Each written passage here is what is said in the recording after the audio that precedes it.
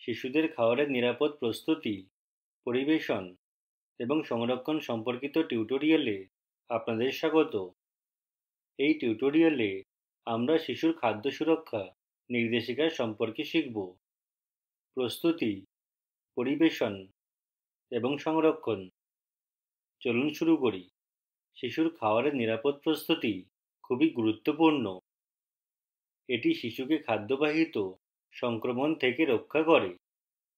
নিরাপদে খাবার বানানোর প্রথম ধাপ হল ব্যক্তিগত স্বাস্থ্যবিধি।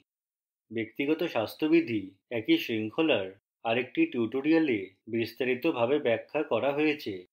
পরবর্তী ধাপ হল পরিষ্কার করা।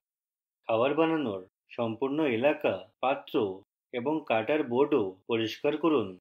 এগুলি পরিষ্কার করতে উষ্ণ সাবান জল ব্যবহার করুন। ব্যবহারের আগে এবং পরে সর্বদা এগুলি পরিষ্কার করুন।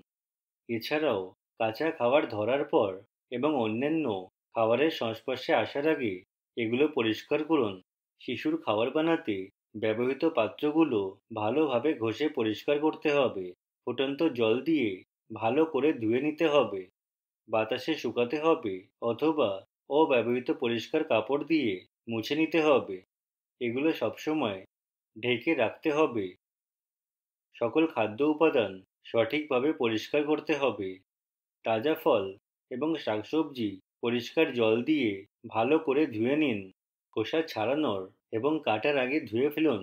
এতে দূষিত পদার্থ, পরজীবী এবং কীটনাশক দূর হবে। আমিষ এবং নিরামিষ খাবারের জন্য আলাদা কাটিং বোর্ড ব্যবহার করুন। এছাড়াও কাঁচা খাবার এবং রান্না করা খাবারের জন্য আলাদা পাত্র এবং কাটিং বোর্ড ব্যবহার করুন।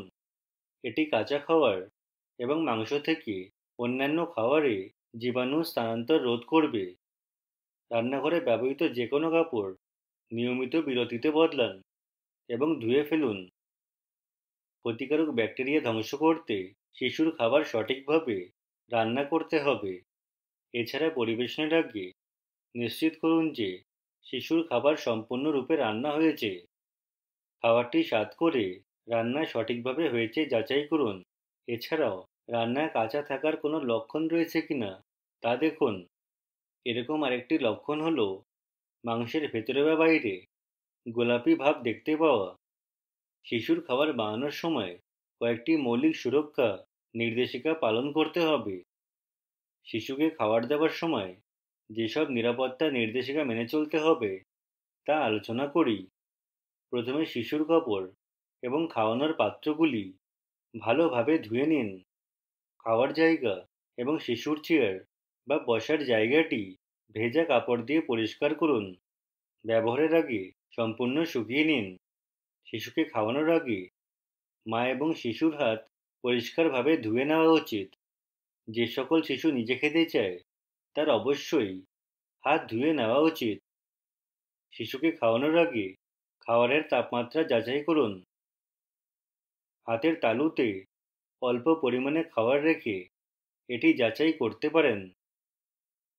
কখনো কখনো খাবারের কোনো জায়গাগুলির বেশি গরম হতে পারে, তাই খাবারটি ভালোভাবে নাড়তে হবে। শিশুকে খাওয়াতে সময় লাগতে পারে, তাই যে কাপ বা প্লেট থেকে শিশুকে খাওয়ানো হচ্ছে তা ঢেকে রাখা উচিত। ঢেকে রাখলে ধুলো এবং মাছি থেকে শিশুর খাবার রক্ষা পাবে। শিশুকে খাওয়ানোর সময় দম বন্ধ হবার ঝুঁকি খুব বেশি থাকে। শ্বাসরোধ আটকাতে নিশ্চিত করুন শিশু সোজা বসে রয়েছে। খাবার সময় শিশুর হাঁটা বা দৌড়ানো উচিত নয়। খাওয়ার সময় কখনোই শিশুকে একা রেখে যাবেন না। শিশুকে খাওয়ার ধীরে ধীরে এবং ভালোভাবে চিবিয়ে খেতে বলবেন। শিশুকে এমন শক্ত খাবার দেবেন না যা শিশুর শ্বাসরোধ করতে পারে। আস্ত বাদাম এবং কাঁচা সবজির টুকরো এই জাতীয় খাবারের উদাহরণ। তাকে বোতলের দুধ দেবেন না। এখন শিশুর খাবারের নিরাপদ সংরক্ষণ নিয়ে আলোচনা করি। প্রথমত, তাজা রান্না করা খাবার শিশুদের জন্য সবচেয়ে ভালো।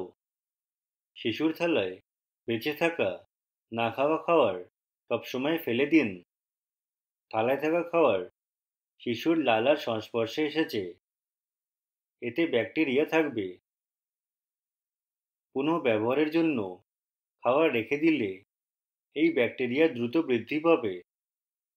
রান্না করার সময় হাত দিয়ে খাবার স্পর্শ করা এড়িয়ে চলুন। ধুলো এবং মাছি থেকে সুরক্ষিত করতে খাবার একটি ঢাকনাযুক্ত পাত্রে রাখুন। সবসময় শুকনো এবং তাজা সামগ্রী একে অপরের থেকে দূরে রাখুন। এছাড়াও কাঁচা এবং রান্না করা খাবার আলাদা জায়গায় রাখুন। গরম আবহাওয়ায় রান্না করা খাবার 1 থেকে 2 ঘন্টার বেশি সংরক্ষণ করা উচিত নয়। ফ্রিজ উপলব্ধ হলে তাতে শিশুর খাবার সংরক্ষণ করা যেতে পারে। ফ্রিজটি ভালো অবস্থায় থাকতে হবে। নিয়মিত বিরতিতে এটি পরিষ্কার করতে হবে। খাবার তাজা রাখতে 5 ডিগ্রি সেলসিয়াস বা তার নিচের তাপমাত্রা বজায় রাখতে হবে। ধুলো, জলের গ্লাসে হাত চোবানো থেকে সঞ্চিত পানীয় জল রক্ষা করুন। শিশুদের খাবার প্রস্তুত, সংরক্ষণ এবং খাওয়ানোর সময় এই নির্দেশিকাগুলি অবশ্যই অনুসরণ করা উচিত। পুষ্টিকর খাবার স্বাস্থ্যকরভাবে খাওয়ানো শিশুকে শক্তিশালী করে তোলে। এটি অস্বাস্থ্যকরভাবে খাওয়ানো হলে শিশু অসুস্থ হয়ে উঠতে পারে। তাই খাবারটি যাতে শিশুর কোনো ক্ষতি না করে সেদিক লক্ষ্য করুন। এটি আমাদের এই টিউটোরিয়ালের শেষে নিয়ে আসে। আইআইটি বোম্বে থেকে আমি বিদায় নিচ্ছি। যোগদানের জন্য আপনাকে ধন্যবাদ।